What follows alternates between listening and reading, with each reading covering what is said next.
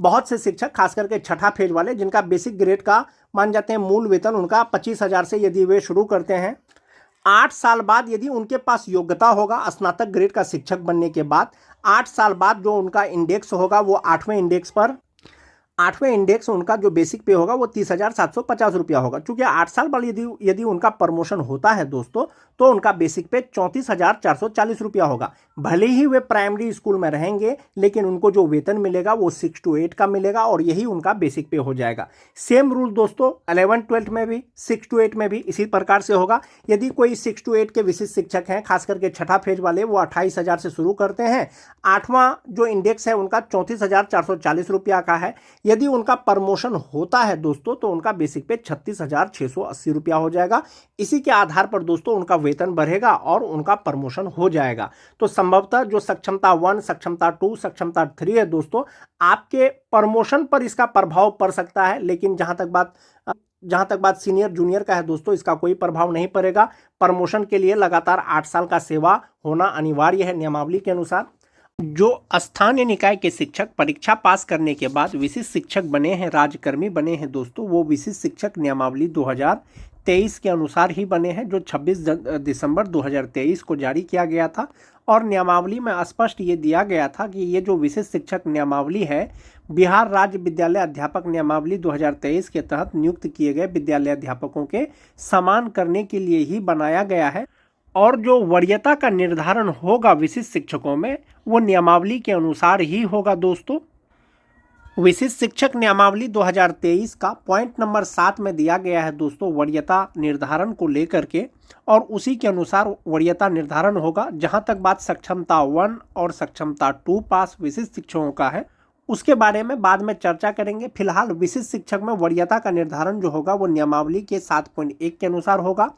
जिला स्तर पर विशिष्ट शिक्षकों की एक वरीयता सूची संधारित की जाएगी, यानी जिला स्तर पर विशिष्ट शिक्षकों का जो सीनियरिटी लिस्ट है वो तैयार किया जाएगा। शिक्षकों की प्रत्येक श्रेणी यथा प्राथमिक, मध्य माध्यमिक और उच्च माध्यमिक के लिए विषयवार अलग वरीयता सूची तैयार की जाएगी। यानी सभी शिक्षकों का जो श्रेणीवार, जैसे 1 to 5 के शिक्षक होंगे, 6 to 8 के शिक्षक होंगे, 9 to 10 के शिक्षक होंगे या 11-12 के शिक्षक होंगे, सभी प्रकार के शिक्षकों का वरीयता सूची अलग अलग तैयार किया जाएगा। जो वरीयता सूची होगा दोस्तों, उसमें डिफ्रेंशिएट किस प्रकार से किया जाएगा, इसके लिए स्पष्ट किया गया है 7.2 में कि विशिष्ट शिक्षकों की वरीयता निम्नलिखित मापदंडों के अनुसार तैयार की जाएगी। सभी विशिष्ट शिक्षकों का वरीयता निर्धारण के लिए कुल 4 पॉइंट दिया गया है दोस्तों विशिष्ट शिक्षक नियमावली 2023 में। इसमें पहला नंबर पॉइंट है कि स्थानीय निकाय के शिक्षक के रूप में प्रशिक्षित वेतनमान प्राप्त करने की तिथि से। दूसरा है जहां 2 शिक्षक उपर्युक्त मापदंड क के अनुसार एक ही तिथि साझा करते हैं, उनकी जन्म तिथि वरीयता तय करने के लिए मापदंड होगी। तीसरा है दोस्तों जहां 2 शिक्षक उपर्युक्त मापदंड ख के अनुसार एक ही तिथि साझा करते हैं, तो अंग्रेजी वर्णमाला में शिक्षक का नाम वरीयता तय करेगा। उसके बाद है दोस्तों उपर्युक्त मापदंडों में फिट नहीं होने वाले किसी अन्य मामले का निर्णय विभाग द्वारा किया जाएगा, वो भी बाद में किया जाएगा। अब इसको स्पष्ट रूप से एक बार फिर से समझ लेते हैं दोस्तों। इसमें जैसा कि दिया गया है कि स्थानीय निकाय के शिक्षक रूप में प्रशिक्षित वेतनमान प्राप्त करने की तिथि से, यानी कब से आपको प्रशिक्षित वेतनमान मिल रहा है, चाहे वो सक्षमता 1 पास विशिष्ट शिक्षक हो, चाहे वो सक्षमता 2 पास विशिष्ट शिक्षक हो। नियमावली में अलग अलग डिफ्रेंशिएट करके कुछ भी नहीं दिया गया है दोस्तों। विशिष्ट शिक्षक जब भी बनेंगे, जब भी ज्वाइन करेंगे, उनका जो वरीयता का निर्धारण होगा वो प्रशिक्षित वेतनमान प्राप्त करने की तिथि से होगा। जैसे बहुत लोग 2003 से लेकर के 2005 तक के स्थानीय निकाय के शिक्षक परीक्षा दे करके कुछ लोग विशिष्ट शिक्षक बन गए, कुछ लोग विशिष्ट शिक्षक नहीं बने, लेकिन उनको प्रशिक्षित वेतनमान जो है मान जाते हैं उसको 2011 से मिल रहा है, 2012 से मिल रहा है या 2013 से मिल रहा है। और चूंकि वो स्थानीय निकाय के शिक्षक के रूप में सक्षमता 1 का परीक्षा नहीं दिए और वे सक्षमता 2 का परीक्षा दिए और पास कर गए, और सक्षमता 1 में टीईटी पास कोई शिक्षक मान जाते हैं कि वो विशिष्ट शिक्षक बन गए हैं, तो ऐसा नहीं है कि जो टीईटी पास शिक्षक है वो सक्षमता 1 पास करके विशिष्ट शिक्षक बने हैं और वे जो 2003 से लेकर के 2005 तक के जो स्थानीय निकाय के शिक्षक सक्षमता 2 पास करके जो विशिष्ट शिक्षक बने हैं उससे सीनियर हो जाएंगे। ऐसा नहीं है। सक्षमता 1 परीक्षा पास कीजिए, सक्षमता 2 परीक्षा पास कीजिए, सक्षमता 3 परीक्षा पास कीजिए। आप जब भी परीक्षा पास कीजिएगा आपका जो वरीयता का निर्धारण होगा वो प्रशिक्षित वेतनमान की तिथि से ही होगा। ये चीज क्लियर है दोस्तों। दूसरा है, जहां 2 शिक्षक उपर्युक्त मापदंड क के अनुसार एक ही तिथि साझा करते हैं उनकी जन्म तिथि वरीयता तय करने के लिए मापदंड होगी। जो टीईटी पास शिक्षक हैं दोस्तों 2013 से लेकर के 2015 तक और स्पेशल उर्दू टीईटी 2016 जिनकी बहाली अनट्रेंड के रूप में हुई थी, सभी शिक्षक का जो प्रशिक्षण पूरा हुआ है दोस्तों वो 31 मार्च 2019 तक उनका प्रशिक्षण पूरा हुआ है। तो संभवतः जो टीईटी पास शिक्षक हैं दोस्तों उनका प्रशिक्षण का तिथि एक ही हो जाएगा। ऐसी स्थिति में विशिष्ट शिक्षकों का वरीयता का निर्धारण किस प्रकार से किया जाएगा, इसके लिए दोस्तों विभाग अलग से गाइडलाइन जारी करेगा। लेकिन नियमावली के अनुसार एक चीज ये दिया गया है कि अगर प्रशिक्षण का तिथि एक ही हो तो उनका जन्म तिथि वरीयता निर्धारण में जो है ये कार्य करेगा या मापदंड करेगा। चूंकि 2, 4, 5, 6 या 100 शिक्षकों का बात नहीं है दोस्तों कि एक ही तिथि साझा करते हैं तो उनका जन्म तिथि के आधार पर वरीयता निर्धारण कर दिया जाएगा। यहाँ पर हजारों की संख्या में शिक्षक हैं दोस्तों, इसलिए एक ही तिथि अगर साझा करते हैं तो उनकी जन्म तिथि वरीयता तय करेगा। फिलहाल ये नियमावली के अनुसार दिया गया है। हो सकता है आने वाले दिनों में जब वरीयता का निर्धारण हो विभाग के द्वारा जो है गाइडलाइन जारी किया जाए। लेकिन नियमावली के अनुसार एक चीज़ ये स्पष्ट है कि प्रशिक्षित वेतनमान प्राप्त करने की तिथि से वरीयता का निर्धारण होगा। यानी जो सबसे पहले प्रशिक्षित वेतनमान पा रहे हैं, यानी सबसे पहले जिनको प्रशिक्षित वेतनमान मिल रहा है संभवतः वही सबसे सीनियर होंगे।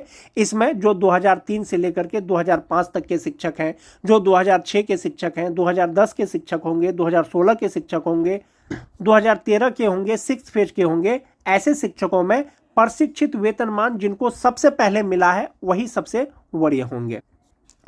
दूसरा चीज है दोस्तों, जहां 2 शिक्षक उपर्युक्त मापदंड यानी कि प्रशिक्षित वेतनमान का भी तिथि एक ही हो, उनका जन्म तिथि भी एक ही हो, ऐसी स्थिति में वरीयता का जो निर्धारण किया जाएगा वो अंग्रेजी वर्णमाला यानी नाम का जो लेटर है उसके आधार पर वरीयता तय किया जाएगा। जिनका अल्फाबेट सबसे पहले होगा संभवतः वही सबसे सीनियर होंगे। ऐसा कब होगा दोस्तों, जब 2 या 2 से अधिक शिक्षकों का प्रशिक्षित वेतनमान का तिथि एक ही हो और जन्म तिथि एक ही हो। इसके अतिरिक्त जो भी मामला होगा दोस्तों वो विभाग के द्वारा बाद में निर्णय लिया जाएगा और इसी के आधार पर विशिष्ट शिक्षक का वरीयता का निर्धारण किया जाएगा। सीनियरिटी लिस्ट तैयार किया जाएगा। प्राथमिक विद्यालय का अलग, मध्य विद्यालय का अलग, माध्यमिक विद्यालय का अलग और उच्च माध्यमिक विद्यालय का अलग अलग विषयवार वरीयता सूची यानी सीनियरिटी लिस्ट जारी किया जाएगा। चूंकि विशिष्ट शिक्षक नियमावली के द्वारा ही दोस्तों विशिष्ट शिक्षक स्थानीय निकाय के शिक्षक से राज्यकर्मी बने हैं यानी विशिष्ट शिक्षक बने हैं, तो संभवतः उनका जो वरीयता का निर्धारण किया जाएगा वो नियमावली के अनुसार ही किया जाएगा। अगर इसके अतिरिक्त अगर कुछ होता है दोस्तों संभवतः आप ये मान के चलें कि नियमावली में जो है संशोधन किया जाएगा। जैसे एक मामला है सेवा निरंतरता का। चूंकि विशिष्ट शिक्षक नियमावली 2023 में सेवा निरंतरता से संबंधित कोई भी गाइडलाइन नहीं दिया गया है दोस्तों, इसीलिए अगर सेवा निरंतरता विशिष्ट शिक्षकों को दिया जाएगा तो इसके लिए बाद में विभाग के द्वारा नियमावली में संशोधन किया जाएगा। विशिष्ट शिक्षक नियमावली के अनुसार विशिष्ट शिक्षकों को प्रोन्नति भी दिया जाएगा, लेकिन कब दिया जाएगा, लगातार 8 वर्ष की सेवा के बाद दिया जाएगा। जो विशिष्ट शिक्षक जनवरी 2025 में विशिष्ट शिक्षक बने हैं 2033 जनवरी में वो प्रोन्नति पाने योग्य हो जाएंगे। यानी 1 to 5 के जो विशिष्ट शिक्षक हैं वो 6 to 8 के विशिष्ट शिक्षक के पद पर उनका पदोन्नति या प्रोन्नति किया जा सकेगा 2033 में। जो 6 to 8 के विशिष्ट शिक्षक हैं 6 to 8 के वरीय विशिष्ट शिक्षक के रूप में, जो 9-10 के विशिष्ट शिक्षक हैं 9-10 के 11-12 के विशिष्ट शिक्षक के रूप में, और जो 11-12 के विशिष्ट शिक्षक हैं वो 11-12 के विशिष्ट शिक्षक के वरीय के रूप में उनका प्रोन्नति किया जा सकेगा, लेकिन 8 वर्ष के लगातार सेवा के बाद। जो जनवरी में ज्वाइन किए हैं उनका प्रोन्नति जनवरी 2033 के बाद किया जाएगा। जो मार्च 2025 में ज्वाइन किए हैं तो उनका प्रोन्नति मार्च 2033 के बाद किया जाएगा। 1 to 5 से जो 6 to 8 में जाएंगे वो रिक्ति रहेगा तब होगा, लेकिन 6 to 8 के विशिष्ट शिक्षक वरीय विशिष्ट शिक्षक बनेंगे तो वो अपने ही स्थान में बन जाएंगे, और जो 11-12 के विशिष्ट शिक्षक वरीय विशिष्ट शिक्षक बन जाएंगे अपने ही पद पे, और जो 9-10 के हैं दोस्तों वो उपलब्ध रिक्तियों के अनुसार होगा। और प्रोन्नति पाने के लिए जो एसेंशियल क्वालिफिकेशन है दोस्तों वो होना चाहिए। यदि आप बेसिक ग्रेड के शिक्षक हैं, 1 to 5 के शिक्षक हैं, 8 साल बाद यदि आपको स्नातक ग्रेड में प्रमोशन दिया जाएगा, पदोन्नति किया जाएगा, तो संभवतः आपको ग्रेजुएट होना चाहिए। बीए, बीएससी, बीकॉम जो भी हो, आपको ग्रेजुएट होना चाहिए। वांछित योग्यता रहेगा तभी आपका प्रमोशन हो पाएगा। और जो 6 to 8 के विशिष्ट शिक्षक हैं दोस्तों, इसका भी क्वालिफिकेशन जो एसेंशियल क्वालिफिकेशन है वो होना चाहिए, तभी आप विशिष्ट शिक्षक बन पाएंगे, वरीय विशिष्ट शिक्षक। जो 9-10 के विशिष्ट शिक्षक हैं उनका जो 11-12 में जो उनका प्रमोशन किया जाएगा तो योग्यता के आधार पर किया जाएगा और उपलब्ध रिक्तियों के अनुसार किया जाएगा। नियमावली में यह चीज स्पष्ट किया गया है दोस्तों, अधिकार के रूप में कोई भी प्रोन्नति का दावा नहीं किया जा सकेगा। सभी प्रोन्नति उपलब्ध रिक्तियों के आधार पर ही होगा और विभागीय नीति को ध्यान में रखते हुए किया जाएगा। इसके अलावा सभी प्रोन्नति विभाग की प्रचलित नीति के अनुसार की जाएगी और अपेक्षित योग्यता सहित पात्रता के अधीन होगी। यानी जो योग्यता चाहिए वो होना चाहिए। जैसे कोई 9-10 के शिक्षक हैं दोस्तों तो उनके लिए सिंपली ग्रेजुएट और बीएड होना चाहिए। यदि 11-12 में उनका पदोन्नति किया जाएगा तो पीजी होना चाहिए, एमए, एमएससी, एमकॉम होना चाहिए, तभी उनका पदोन्नति किया जाएगा। तो नियमावली में क्लियर है दोस्तों, प्रोन्नति का क्लियर है, वेतन संरक्षण का क्लियर है, और जो वरीयता निर्धारण है वो भी नियमावली में ही स्पष्ट कर दिया गया कि वरीयता का जो निर्धारण किया जाएगा वो जिला स्तर पे ही किया जाएगा और प्राथमिक, मध्य माध्यमिक, उच्च माध्यमिक का अलग अलग वरीयता का निर्धारण किया जाएगा। विभाग ने 2024 में ही दोस्तों माननीय शिक्षा मंत्री के द्वारा एक सवाल का जवाब दिया गया, जिसमें ये चीज़ क्लियर कर दिया गया था 20 नवंबर 2024 को ही कि जो राज्यकर्मी होंगे, जो विद्यालय अध्यापक होंगे या विशिष्ट शिक्षक होंगे, वे स्थानीय निकाय के शिक्षक से हमेशा वरीय ही होंगे, क्योंकि विद्यालय अध्यापक और विशिष्ट शिक्षक का जो श्रेणी है वो राज्यकर्मी का श्रेणी है, जबकि स्थानीय निकाय के शिक्षक का जो श्रेणी है वो पंचायती राज अंतर्गत आते हैं।